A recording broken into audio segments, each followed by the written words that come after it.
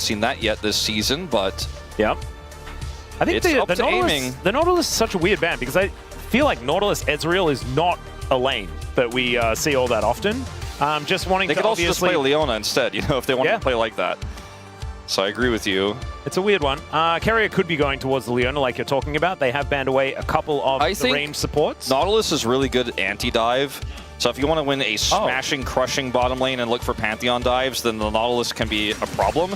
And I suppose we know that is in fact what the plan is now with the Ashe picked away here. Yeah, kind of an interesting window to go for the Ashe Seraphine. As of course, Carrier can pick it away, but Seraphine Ezreal, I don't know whether I'm feeling too psyched about that one. Not in this draft, I don't think.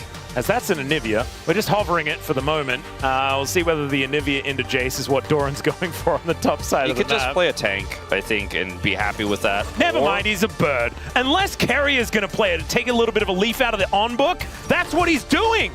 Okay, it's the Anivia support. He saw that On did it, you know, 1-0, at least in the LPL. I believe he played it once in first stand as well.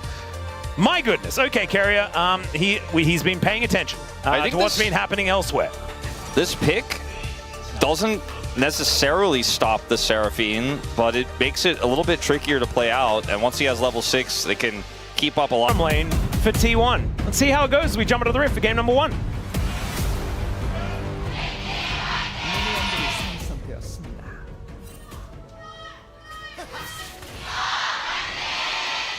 Great start to the Ez. Yeah, so far, Effort has taken a damage, but did manage to clear out the ward. There you go, there's something. Heal on the Anivia, electrocute for the damage. Nothing out of the ordinary here. No unsealed spellbook. Not just yet. And I think if this is going to be your debut game, I think playing the Seraphine sounds like a pretty decent move, as Carrier already taking a bit of damage here. Yeah, it's like on one hand, I feel for Effort like, yeah, you're playing Seraphine, it'll be simple. But you're also playing against Anivia support. I hope you have a lot of experience with that. I don't know whether there's many people that have too much experience with it, although I imagine On did inspire quite a few in solo queue. I think, you know, if you're playing like low-level solo queue, you've probably seen it a lot. That's a good point. But I don't think Effort's doing... Hopefully Effort's not doing a whole lot of that. There's BDD and Faker. Just going to be laning it out here, of course. The Orianna has been a decent matchup into the Rise in the past. But right now, BDD with a fair bit of control of the wave. Faker just letting that one shove. And so far, KT with a lot of control as far as the lanes are concerned. As Perfect goes to the skies and Doran dances around the wave. We know that Doran's Ambessa has been phenomenally good. Yes. But it is going to have a little bit of a rough matchup in the earlier stages. Yeah, that's the tougher part of this, which is, again, why I really like this draft for KT, because it has a lot of agency for the Pantheon in all 3 lanes. Yeah. So the early game is great. The late game is pretty simple. And also for T1, in terms of engage, like you have the Jarvan set up with the Orianna, and you have a potential setup with the Ambessa, but Ambessa is really tough to play into this composition. And when you go in, there is no getting out. You better win the fight fast. And then the setup with the Anivia is really conditional. Like, you got to get that wall the way you want it, or you have to end up getting that Q stun to connect, which is, you know, in a real 5v5 team fight, quite tricky at times. Can follow up really well, though, to the other CC they have. Yep, and even just the Glacial Storm can be pretty powerful, just providing a slow kind of everywhere when you do have KT. Minus the Jace, I guess, and the fact that Ashe Seraphine does have a decent amount of range. If you manage to get it down, the Pantheon and the Rise can struggle a little bit, as of course their range isn't the highest.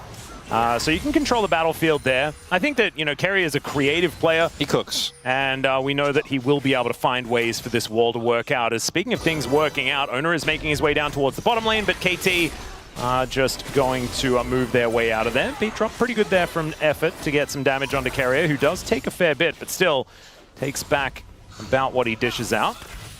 The passive for the Anivia could come into play if we see an attempted dive, as that was aggressive from Pays. Yeah, he is an arcane shift forward kind of guy. He wasn't always like that, but the LPL changed him. Certainly did. And we saw in the LCK Cup, Pays was very happy to go in, as Perfect is very close to dying, but he's going to be all right for the moment. That was that level up. Perfect did not flinch. He was like, I have these minions. Doran also has a lot of minions that he has to deal with here. It's close to the level up. You know, makes you wonder if Perfect stays there, if he actually could have I was worried for a about kill. Teleport does bring Perfect back there, though. And so both of our top laners should be recharged and back into the action once again. Speaking of back into the action, our supports have made their way back down towards this bottom lane as well as the beat drop goes wide. Good stun there out of Carrier.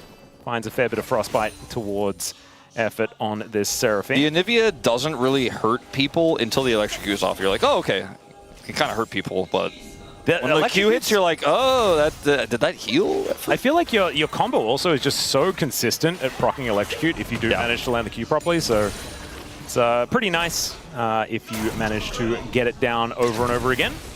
As Doran, I swear he just went back to base. As now, Owner is making his way in, but Perfect just solo kills him! Alright, meanwhile here towards the bottom side of the map, Aiming could be in a bit of trouble as T1 looking to press forward. Effort controlling the battlefield really nicely though, and the volley tags both of them. Beat drop does force Pace to get out of there, and Carrier could be down to the egg, and there it is! They cannot actually kill it though! So I think this is actually good for Carrier, who come back with all of his health! Yeah, they're just trying to clear this wave before he respawns here, get this cannon and get out. Aiming. Oh, there's a nice stun. Aiming does have the barrier, as once again, Carrier could be in trouble this time. He doesn't have the egg, and there are minions getting angry as Pays down to 200 himself. Cuz is looking to make his way over here as well, as Pays just going to have to get out of there. And Owner, thankfully for T1, is in the vicinity. Guess Cuz just didn't have a charged spear there. Potentially looked for the snipe. KT are doing really well. This is a pretty good early game. Like, there's a lot of questions for the bottom lane plays here from Carrier and Pays. Really hyper-aggressive into Ashe Seraphine, and this Anivia just really hasn't been proven to me yet, so I don't want to judge it too harshly, but it does not seem like it is going the way they would have liked. Now, here, this feels kind of intentional for Doran, right? He's trying to bait Perfect in. He wants to take some extra damage here. Perfect just knows he has the damage to get the kill. I think Perfect is very well aware that Owner is on the way. Otherwise, Doran wouldn't be playing this way, but he's just like, no, I think I kill him and then I leave. And that's exactly what happens. So Perfect, incredibly confident both times. Oh, good. Yeah, Yes. BDD pretty happy about it, as you could imagine. And look at score, man. I love that reaction. Just feeling pretty incredulous about the beginning of this. And if this is the Perfect that we're going to be seeing this LCK, then KT could be a contender. Yeah. Because Perfect was certainly one of the weaker links on this KT, especially in the LCK Cup, really wasn't able to stand up. Of course, we had some questions for the bottom side of the map, but if you have a top jungle mid that are really powerful, you can, like, a bottom lane doesn't necessarily need to be the most strong. We saw Damwon in 2020 prove that. Obviously, the meta is a little bit different now. The story of Perfect is it's kind of like he's got this passive that's, in 1 out of 10 games, he's the best top laner in the LCK. and how he got on KT on a 3-year contract is he got 3 of them in a row in tryouts. As Faker is caught. Room Prison comes down. He does wear his sombrero and catches Cuz in it, as BDD was looking to try and catch him in a flash, and Faker just says that he's just exiting the area. Arrow is going to connect, though, as Aiming really does not want to let this Orianna leave. True Shot Barrage comes down. Faker now thinking that he might be able to kill this Ashe, who is in melee range with the Orianna. And BDD comes on over and allows Aiming to collect the kill. So a second one here for KT, and they are still looking good. Not really sure there was a net positive to that flash for Faker in all of this. Obviously here, gets Realm Warped on, has to buy time. And after this, I mean, the timing of this is actually kind of crazy from Faker. But after this, maybe just accept your death. He buys time here, but for what is the real question. And ultimately still goes down, as BDD is obviously not pushing the wave during all of this. If he had just died and, you know, and that wave pushes in, he loses a lot more minions. Maybe a plate goes over, but Flash being down now really hurts. And look at the CS margin as well, 81 to 59. Hey, I remember Motto. We just talked about him. Yeah, there we go. SKT versus Pumandu. This is actually just all of the T1 players in a line. Yeah, is this... We've got Effort, Carrier, Pumandu mentioned, and Mata. This is Telecom War pre-round robin LCK. Like, this is just Carrier giving everyone a Telecom War history lesson. Yeah, that's kind of nutty. There's Mata on your screen right now, as it is Score versus Mata right, like, in the building. There is a lot of crossover. It's just kind of absurd. And right now, KT are actually doing really well. Telecom on my Wars, bingo card. Yeah, Telecom Wars sometimes have this magic to them where KT kind of overperform against T1. It's kind of like a blood moon, you know? Like, it's just where all the crazy happens. Yeah. One of those sort of things. And I'm here for it. I'm kind of having a good time. As Carrier is going to throw down some wall. And to contextualize this situation, you're having a good time, I'm having a good time, because I expected this to be a fairly one-sided game. We're looking at, okay, this is pretty exciting. Sorry, I shouldn't use that. Oh God, Wolf. It's early season, sorry. Yeah, you're allowed, you get away with it. You get away with it like one time here on day one. From now on, we're not using that word. And honestly, if things go bad, we don't have Chronicler here to say that curses aren't real. It's an eclectic draft from T1. And if you're a T1 fan, you're like, well, those drafts against D+ just a few weeks ago were pretty eclectic as well. Not 100% sure about this, as Carrier has to flash the arrow, and the KTWs just keep stacking up. And able to avoid a bunch of this as well, as the wall stun combo not going to connect. And so, yeah, KT just feeling better and better. Faker and Doran are just not really able to play League of Legends. And this was like what they signed up for, right? Like that's what the lanes were sort of dictated as, especially the top side of the map. As Jace was going to have a good time, as that double stun was fantastic. Effort has to flash to get out of the way, as Cuz a little bit more durable. So just presses the Aegis button and he's going to be all right. That's a Dragon Saver though, for sure, for T1. Yeah. We'll not be losing that one here early, as Cuz is just going to leave the area. I agree in terms of the early game for Jace can be problematic, but not necessarily solo kill problematic, you know? Not necessarily a 20 CS lead here for BDD problematic, is the rise into the Orianna. And KT looking really strong here early. Pays also looking a little weak. Yeah, there's a Grand Starfall. Pace has not a lot of options as to where to go, and Cuz is going to come on over and allow, aiming to get his second kill of the game. We're very close to this game being kind of donezo if something doesn't change soon. Perfect game pace for KT, Wolf. Yeah. And we are not enthusiastic about it. And his pace is to get a Serpent's Fang early in this game as well into all these shields, and I'm here for it. Yeah. Maybe T1 will think twice about getting that Chemtech Dragon. It might just be a let's consider what's going to happen in game number 2. Because this is the thing. No matter what happens in this game, I am not going to make any assumptions. There's T1, right? They happy games sometimes. It's just a thing that happens. There's been a few of these combos attempted from Carrier, some connecting, some not, with the wall Q. But they have been all inconsequential. Like this Anivia pick has not been convincing. Aiming spacing has been good. They're still playing Ashe Seraphine, right? This is first brick, by the way, on top of all the advantages, so plus 3K. Yeah. And the last time I felt like I watched a Carrier support game that missed this hardware, I was like, I could see the idea was when he played Ezreal support, you know? It's not even like he's playing badly. I'm just like, does this work? You know, On says yes. I mean, yeah, it has worked. And it's looked pretty good. It's just, unfortunately, it doesn't necessarily work every single time into every single matchup, into every single team. As KT will take the first Drake of the game. I mean, imagine this, okay? You got a Cataclysm, Shockwave set up, and then Carrier puts his ult and a Q in there. It's like a snow cone. Yeah, there you go. And it's getting a little hotter here in Korea. The weather's finally picking up, so, you know, maybe they can make KT ROLSTER a little cooled off, a little cooled down, you know, from the game state. Now here. I just really need the snow cone combo to come out, Wolf. We need that. You put the Ezreal ult on top of it? Oh, man. The problem is that Ashe is already so Freljordian, you know, that you're just immune to the snow cone. Yeah, it's not very maybe effective. That's what it is. Coming up on your screen. Yeah. Maybe that's the KT trump card. They already had that one locked down. As Pays, here in this mid lane, is just going to do his best to farm up towards those 2 items. But right now, across the board, KT have advantages. And let's just see whether T1 can find themselves some angles here as we approach the mid game. Obviously, playing around an Ezreal that has hit the Muramana spike is going to be a decent way of making things happen. And Owner can always find engages on this Jarvan. When he can play alongside Carrier as well, it could certainly work out. The problem that I'm seeing, though, is that KT, they now have control of this game, they have the advantage, and they have the globals. Yeah, and here's one other issue. I mean, you mentioned the globals. I was going to lead into that a little bit. You have such high range with this Jace, and the Orianna has to kind of set up a combo with the Jarvan, and otherwise she doesn't do that much damage. The Ezreal needs 2 items to do damage, and needs to kind of hit a lot of Qs, and there's a lot of conditionals to Ezreal popping off in a team fight and carrying. He's not a traditional normal AD carry, he's kind of spell-based, right? So. Yeah.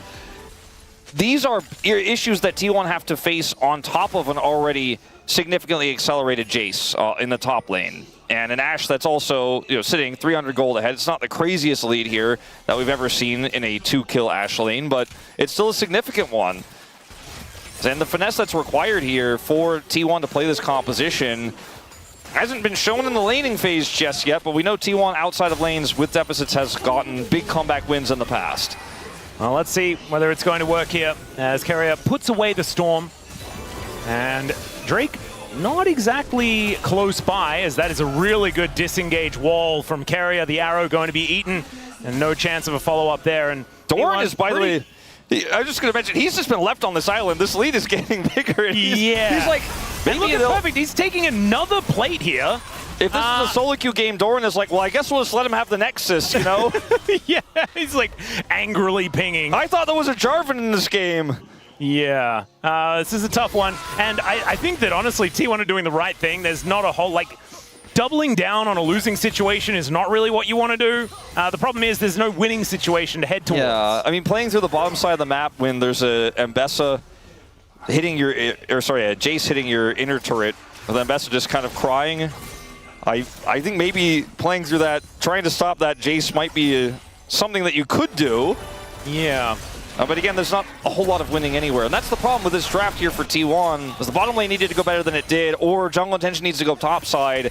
The mid lane just naturally was BDD winning, and then Faker got picked in the river. Wait, Wolf, could this possibly be Perfect's first perfect game? Imagine that. Be, yeah. That would be pretty topical based on his name, wouldn't it? Every time we talk about a perfect game being possible, it never happens. I think also probably won't. He's probably had a perfect KDA before. I mean, they've won a lot. Oh no, perfect KDA, but has he been in a perfect game? No one's that been in a perfect game in years, right? Since that one time we had the grub technicality, which still bothers me to this day. Stupid grubs. I think it's always up for debate. There's not going to be a graphic that comes up to say perfect game, and so we can just, it's open to interpretation. It was a perfect game. Well, this is a 16-minute game, so it's not likely to be over anytime soon. I'm just trying to hold my tongue here because I will discuss this to death, and I have already. And I don't think anyone wants to hear it anymore. I don't think anyone wants to hear it for the 8th time. I don't think anyone wants to hear it for the first time. I mean, FaZe is also in a relatively risky spot here. They're trying to get control over the river entrance to maybe set something up with Owner, but I worry for them if they try to spring this trap. Faker's here. Faker is going to come forward, does find the shockwave. There's the encore, as Owner is going to get charmed up momentarily. He has to flash out of the way, and this Seraphine is doing a lot of work 3v4, to keep Cuz alive. And BDD just wanders to the bottom lane to just smash down some of this overgrowth. And yeah, Perfect is still in that top side of the map as well. A flash out of Cuz, a heal out of effort, will lose their mid turret and so much of the bottom turret. There you go, okay. There's the value. I spoke too soon. There you go, that's why you pick Anivia. Absolutely. Herald counter. And this turret is still going to take a whole lot of damage. Doran is still just having the worst time ever with no hope in sight as far as any help is concerned. Outside of the fact that there is a Jarvan moving up. So maybe I've spoken a little bit too soon as Perfect. Might need to be a bit careful. There's a public execution. As can Perfect once again get a solo kill? The answer is no, but he can just wander away. Yeah, he doesn't even have vision. He's like, that's enough. I see that ult, I'm leaving. Doesn't even have phase rush as Faker is, this is the global power. Yep. Double global. Should be able to get that Rune Prison. There it is. And Cuz looking to try and lock down Faker. Surely he doesn't flash this time. Yeah, I don't think he will. As Beat Drop is going to miss. There's the high note. And Rune Prison comes through once again. BDD just needs to hit another Q. Doesn't even need to, as he will be able to claim the kill. 4-0 here for KT, and they'll move towards this Infernal Dragon as well. This game... they're dunking on them. They really are, Wolf. And I'm really just... This is not what I was expecting out of this series, so we haven't been talking about it the same way we were in the previous one. Because we saw what KT was doing in the LCK Cup, right? It wasn't exactly the most impressive, but this is a dismantling right now. Draft matters, man. I actually really think that in this era, especially with how AD carries are looking and with role quests and how early game actually affects how you can really get online and how quickly you get online with your role quest, draft matters a lot in 2026. We saw G2 dismantle our whole region, and a heavy part due to drafting, as Wadid was mentioning on the pre-show. I mean, I have all my notes from Wadid's presentation there, as Doran in a whole lot of trouble here. Owner is going to rotate over, but I don't think Doran is going to live for very much longer, as there's a flash from BDD, avoids the turret aggro as well quite nicely, and they will be able to secure their 5th kill of the game. 5,000 gold is a lead here for KT. It's not exactly the most ridiculous number, but the problem is Perfect game pace everything has been taken by KT. Exactly right, and Perfect is looking for another one here in this bottom lane. No one can answer the Jace. And Faker can at least get some plates here towards his top side, but they're nowhere near getting that turret. And Effort and Aiming are just brick walls in the mid lane. Yeah, it's really, really tough from here on out. In our first series, we had the draft issues with Bro as well into Hanwha Life Esports, and I don't know what the in is here for T1 now. You know, 5,000 gold behind with no mid laner that does consistent damage, sitting on 4 stacks of Rod of Ages. Kind of just praying for mistakes here out of KT. And sure, we all know Aiming has shied away from overextending sometimes. BDD might be the same one. Yeah, this could be the first kill of the game for TP though, T1. I don't know. Never mind, Cuz has just made his way in with the ulti, the teleport from Perfect and KT. They now have the man advantage, and the Realm Warp is going to turn it into a kill onto Carrier as well. Oh my goodness, absolutely scrambled there in the jungle. True Shot Barrage does do a bit of work, but it just watches as KT walk over to the Baron. No, Faker, stay on that turret. Don't get Perfect gamed. He is going to head up here because they want to deny this Baron. I was being facetious. I mean, Oda might be able to get in there and steal it away. Information will be picked up. All right, Ona, can you make it happen? He is going to get in, but the arrow connects. And Pays is going to be ushered out with a shock blast. Baron goes over to KT at 20 minutes into the game. I'm kind of invested in the Perfect game. Well, I mean, it's happening. It's 7-0, 2 Drakes, 3 Grubs. They got the Herald, even though it didn't charge, and they haven't lost a turret. TP comes in from Perfect, and BD pulls back and plays through him, and then they cut off Carrier. They have Pantheon, so he's global, and then they use the Realm Warp here to collapse onto Carrier, who's on the side. And then here, Aiming just, it's crazy, but he has this arrow angle because he knows the timing. That is a, attempt here from Ona that we've seen succeed so many times. Like, he's gotten so many crazy steals like this, but he won't get it this time. They time it well and hit him with the arrow, straight up trying to deny his entry. Aiming gets 3K assists, by the way. It's all coming up KT right now. And they had the stat ready as well, as he's 4th in the league at the moment as well, which is pretty impressive. Looking for a potential dive angle. This wall will not do anything. Doran's hurting the chances of a perfect game right now. Oh dear, there are 3 plates remaining on that turret. Is still relatively healthy, but I have a feeling he should be able to take this one down. So, no, KT! Yeah, perfect game is going to die, but I do not think... Hold on. Oh wait, never mind. Yeah, Doran is going to have to get himself out of there. He teleports. The arrow, though, the arrow, the arrow! Oh, okay. So, perfect game still alive. Perfect says, I named myself for a reason. Finally, his namesake might mean something, but it is, I mean... That's a TP down, by the way. Inhibited turrets just yet. Yeah, that's a TP down for Doran, so still a win for KT. I mean, they've obviously kept the turret alive and denied the bounty, which is also a win. I don't know what this means, Wolf. I'm a bit shocked. Like, if I had to pick one thing, like someone put a gun to my head, I'd be like, I don't know if Anivia support is it in this matchup. But that's the only thing I could really take away. The thing is, like, there's a lot that kind of went wrong here out of the draft, like you were talking about. But it's also a KT that are playing really well together. This is with Effort being in the support role, like. I just don't think you're supposed to get Rise Pantheon. Anivia be damned. I don't think that's supposed to happen. It is a pretty ridiculous combination, as Perfect is just looking to take an inhibitor turret. Oh no, Perfect game is going to die. There it is. Okay.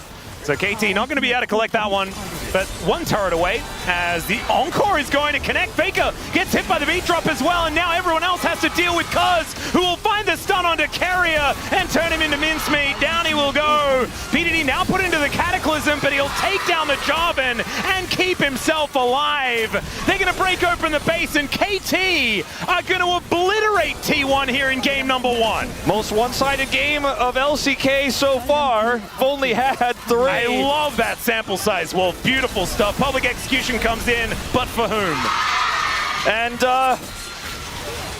Doran, he got the turret. So at least he's the hero for T1. Not only do I hear the KT side, which we're on, going crazy here, but I've heard despairing wails on the T1 side, as this is a disaster, not the start to the season they were looking for. I want to say, though, KT, this is what we wanted to see out of our, world's runners-up of 2025. They didn't look